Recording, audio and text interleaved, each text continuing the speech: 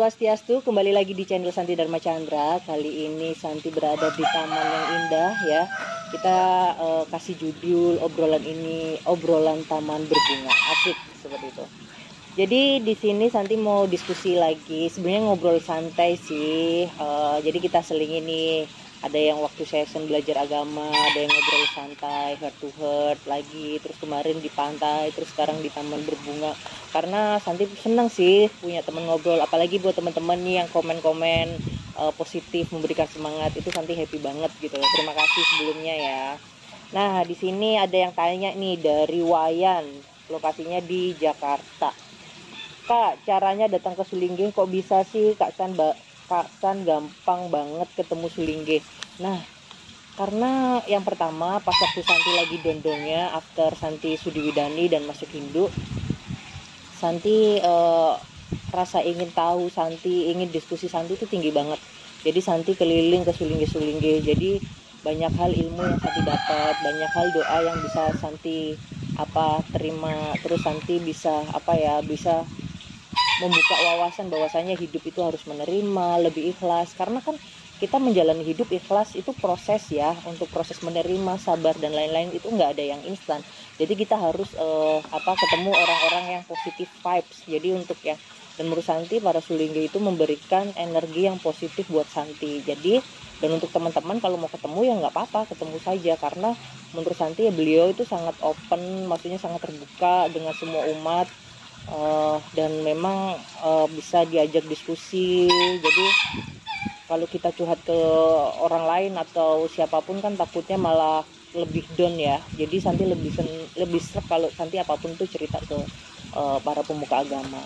Nah, dan paling penting kita datang ke Sulingge itu nggak hanya pas sedih aja sih menurut aku. Jadi karena Santi menganggap para Sulingge itu udah seperti orang tua, jadi Santi nggak mau membebani beliau kan juga udah tua, membebani hanya dengan kesedihan, hanya ngadu permasalahan terus, enggak. Tapi dalam keadaan apapun, mau seneng, mau sedih, mau apapun, sehat, mau apapun itu, kita harus tetap berkomunikasi, menjaga silaturahmi yang baik dengan para pemuka agama. Menurut Santi seperti itu.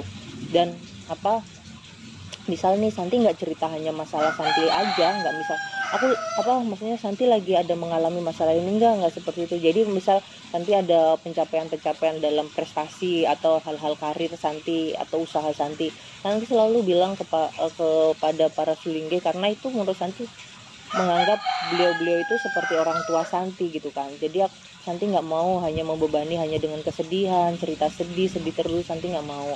Jadi mau keadaan apapun kita harus tetap ingat kepada pemuka agama, dan kita harus tetap, yang utama kita juga harus tetap ingat kepada Tuhan Yang Maha Esa sama leluhur kita, seperti itu kan. Jangan sampai kita sembahyang hanya pas sedih doang, kita sembahyang pas waktu lagi sedih, maksudnya lagi ada masalah doang, kan nggak gitu konsepnya. Jadi kita harus ingat Tuhan itu dalam keadaan apapun ya. Jadi mau kita ke pura sembahyang atau apapun ya, kalau kita lagi ada rezeki ya kita berpunya ke pura atau ke para pemuka agama, atau beriatnya memberikan niatnya kita kepada orang-orang yang tidak mampu atau anak-anak terlantar, seperti itu kan. Itu yang menurut Santi memang harus tetap kita jaga di setiap kondisi. Jangan hanya pasti kita hanya ingat ada masalah ya hanya ingat pura, pas ada masalah doang, pas sembahyang doang, kayak gitu, enggak. Jadi buat agama itu adalah bagian ritme hidup kita yang memang udah tidak bisa terpisahkan, seperti dari membuka mata sampai menutup mata.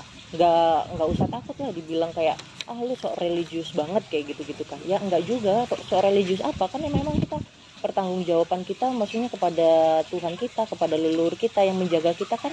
Beliau ini bukan omongan manusia yang mencibir kita, seperti itu kan. Jadi kalau aku kegiatan agama aku nggak malu sih. Misalnya ada temennya, Santi jangan terlalu itu dong, belajar agamanya masih belum waktunya dan maksudnya belum waktunya gimana, kan kita manusia itu masih punya usia, punya limit gitu loh. Jadi menurut aku ya pergunakan waktu kamu untuk yang hal yang positif. Jadi biar biar bermanfaat, itu aja sih.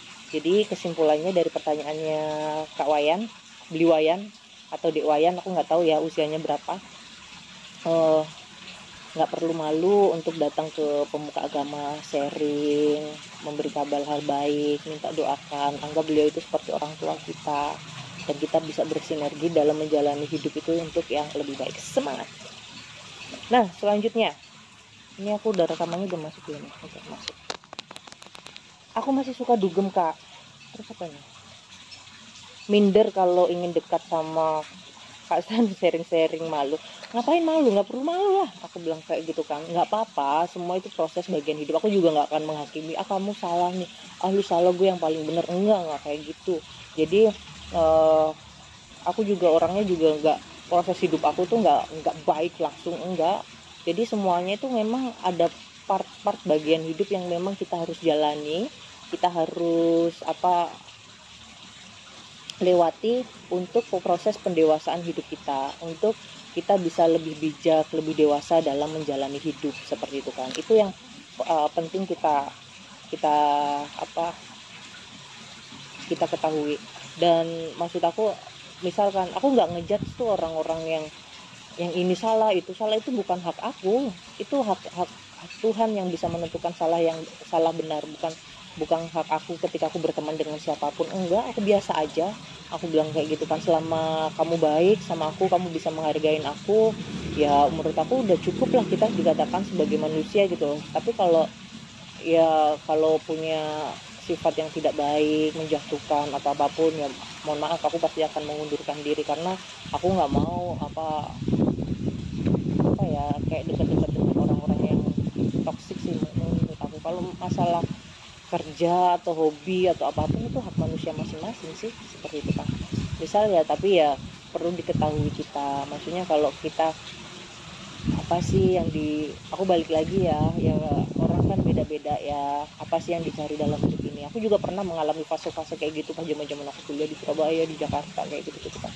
Cuma kalau boleh memutar waktu, aku juga ingin di lingkungan yang ya menurut aku memberikan hal-hal yang positif, seperti itu kan. Karena usia kita itu, kalau Santi bilang, menggambarkan usia kita itu seperti kita menyalakan dupa. Jadi ada durasinya, dan kita nggak pernah tahu itu matinya kapan, dupa itu api tersebut kan. Jadi kita pergunakan waktu kita yang diberikan Tuhan itu untuk maksimal lah. Karena aku menurut Santi waktu itu sangat mahal banget sih, dari melek sampai merem lagi. Jadi nggak ada yang waktu yang sia-sia. Sekalipun aku istirahat atau apa, bener-bener aku quality time dengan diri aku, atau dengan aku melakukan hal-hal yang menurut aku baik, daripada aku harus berkegiatan yang tidak bermanfaat. Menurut aku sih gitu. Bukan aku sok sibuk sih, enggak, aku bilang kayak gitu kan, karena ya itu tadi, aku udah mengalami fase-fase seperti itu. Aku nggak mau sia-sia gitu loh waktu aku, apalagi aku juga sudah melalui banyak perjalanan hidup. Jadi ya udahlah, yang penting kita berubah itu bukan dari paksaan, bukan dari sindiran orang, tapi dari hati. Memang kalau memang tahapnya itu yang harus dilalui, ya nggak apa-apa, diterima aja prosesnya. Jadi nggak apa-apa, tetap semangat ya. Terima kasih lo sudah nonton channel aku. Kita sharing-sharing lagi yuk. Nah, terus selanjutnya ini, dan perlu diketahui, Santi bikin channel Santi Dharma Chandra ini, YouTube Santi ini khusus buat anak-anakku ya, anak-anakku semua. Semoga kelak kalian dewasa bisa belajar agama Hindu di channelnya Mama, seperti itu kan. Ini buat media belajar kalian besok ketika kalian dewasa ya. Meskipun Mama belum bisa jadi ibu yang baik, belum jadi ibu yang sempurna, belum bisa ngajari ilmu agama yang baik, paling tidak Mama berusaha untuk kalian bisa belajar ilmu agama yang baik di sini. Jadi kita sama-sama belajar ya Nak ya. Jadi Mama juga sebelumnya minta maaf, bukan maksud Mama untuk ada kayak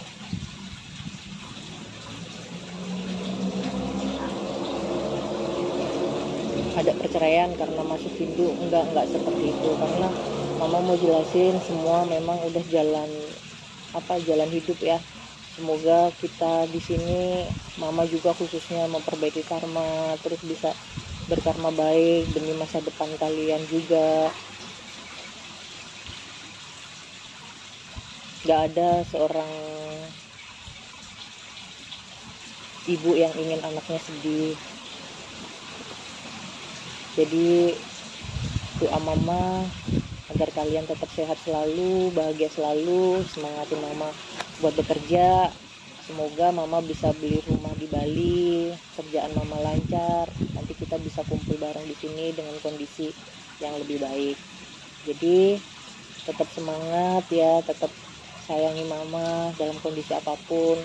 Maaf mama belum bisa 24 jam buat kalian karena mama juga harus kerja, mama banyak hal yang harus diperjuangkan dalam hidup ini.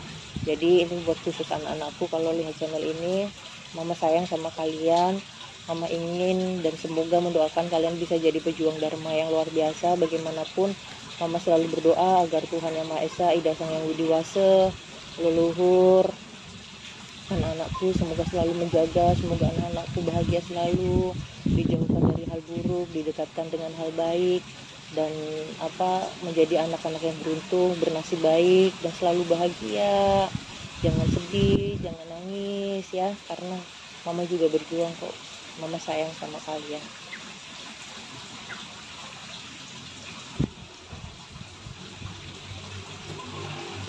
Nah, ini ada pertanyaan lagi dari Lia ya, kenapa di Hindu makan sapi haram? Aku nggak tahu ya, maksudnya haram atau enggaknya itu ada sastranya atau apanya, aku belum tahu. Nanti biar Santi tanyakan sama Ide Resi. Tapi menurut Santi secara logika nih, kalau kita aja, misal aku seorang ibu, terus ada anaknya orang yang memang aku susuin atau aku kasih donor ASI aku lah, jelas anak itu yang laki-laki tidak bisa menikah dengan anakku yang perempuan karena memang sudah saudara sepersusuan kan. Nah, logikanya berarti aku termasuk ibunya anak itu dong. Nah, jika memang anak-anak zaman sekarang manusia mengkonsumsi susu sapi, berarti kan sapi itu udah seperti ibu kita. Masa iya sih kita makan ibu kita sendiri? Masa iya kita menyembelih sapi itu sendiri? Masa iya kita menyakiti sapi itu sendiri? Logikanya seperti itulah, karena sapi sudah memberikan kehidupan kita, pertumbuhan, sudah memberikan susu, gizi ke kita, ke anak-anak kita, ke bayi, ke seluruh anak-anak manusia. Masa iya kita menyakiti? Ya logikanya seperti itu. Tapi kalau untuk sastra atau sejarahnya Santi belum mengerti ya, nanti mungkin bisa ditanyakan atau teman-teman yang udah tahu nanti bisa di kolom komentar ya, seperti itu. Ini pertanyaan dari Mbak Yeti nih, apakah meditasi bisa buat semua agama dan cara selaras dengan semesta? Nah, kalau buat aku sih untuk meditasi memang bisa bisa untuk semua agama ya, tapi aku nggak tahu ya, ini aku nggak bisa ngejudge atau nggak bisa meyakinkan bahwasanya untuk meditasi, takutnya nanti ada agama yang nggak ngebolehin inilah atau itulah, kan takutnya salah. Tapi ya kalau kalian mau coba juga nggak apa-apa sih, tapi kalau di agama Hindu saya pribadi ya nggak apa-apa, itu malah dianjurkan banget gitu loh. Jadi itu tergantung kepercayaan balik ke personal masing-masing sih. Saya nggak bisa ngeklaim ini semua agama bisa meditasi atau nggak, takutnya salah gitu kan aku. Cuma kalau aku pribadi, proses meditasi itu buat aku adalah proses cleansing diri sih. Proses cleansing diri itu adalah proses bagaimana aku berdiskusi dengan diriku sendiri, proses bagaimana aku melepaskan luka masa lalu, proses dimana aku meminta maaf kepada leluhurku, kepada Tuhanku, kepada orang tuaku, proses dimana aku memberikan maaf semua apapun yang terjadi dalam hidup aku, karena aku juga nggak merasa paling benar gitu di setiap perjalanan ini, aku pasti punya salah.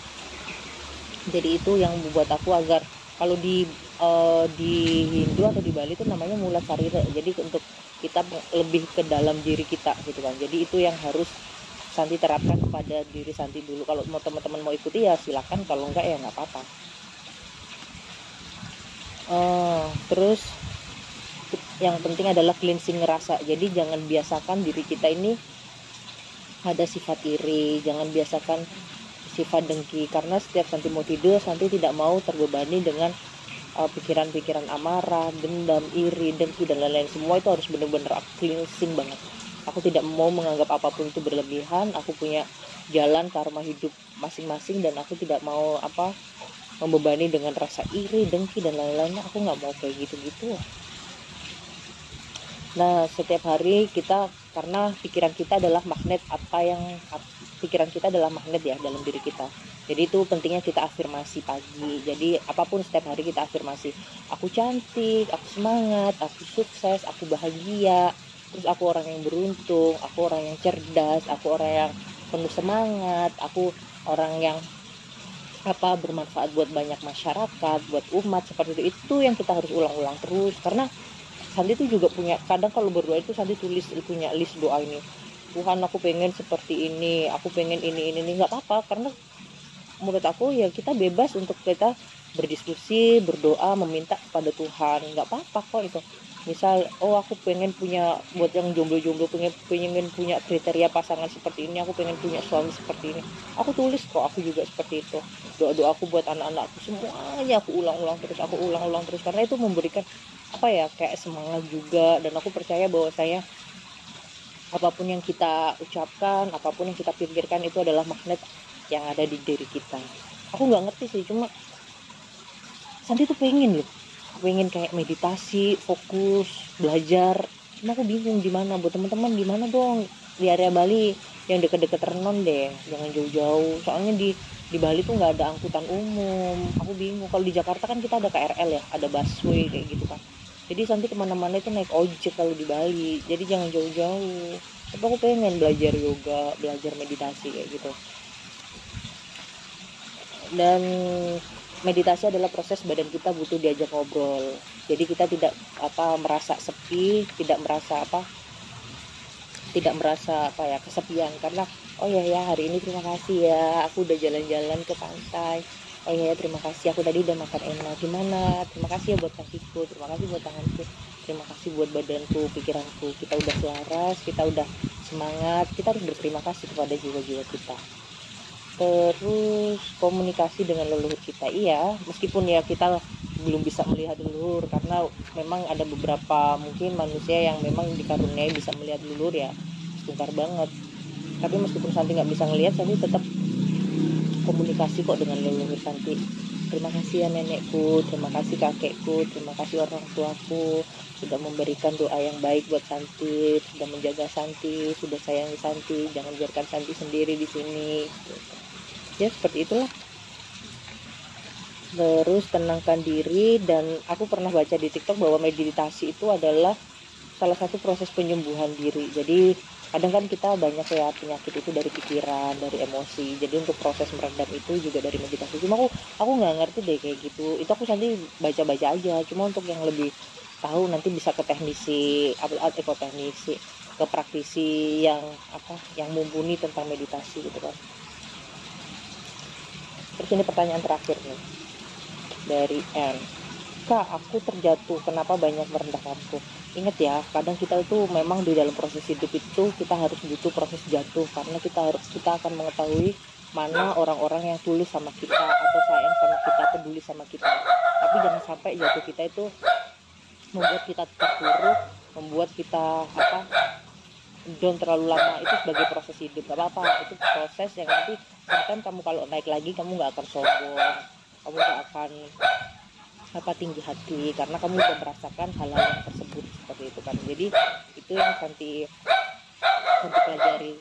Jadi kan kita di saat jatuh, mana ada teman yang tulus, ada teman yang meninggalkan kita. Tapi jangan pernah ya kalau kita lagi jatuh terus kita dendam sama orang-orang yang memang merendahkan kita. Jangan. Ya kita perlu mengasihi mereka aja dan cukup tahu aja. Misal mereka memberikan energi yang tidak baik, ya kita cukup jaga jarak aja, ya kan. Jadi tidak perlu kita kayak terlalu memutus silaturahmi, yang enggak juga sih. Tapi kita ada hak kok untuk menjaga jarak, untuk demi badan kita, demi kesehatan mental kita, seperti itu. Jadi itu yang penting, kita enjoy dalam hidup ini berproses, jangan patah semangat ya. Jangan pernah sia-siakan orang yang pernah menolong kita di saat di bawah. Tetap hargai mereka, tetap sayangi mereka, jangan pernah tinggalkan mereka. Oke, terima kasih buat teman-teman. Nanti yang mau diskusi lagi bisa di kolom komentar untuk episodenya apa.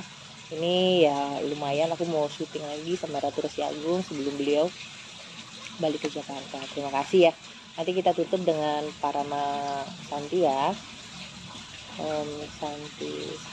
Santi tuh.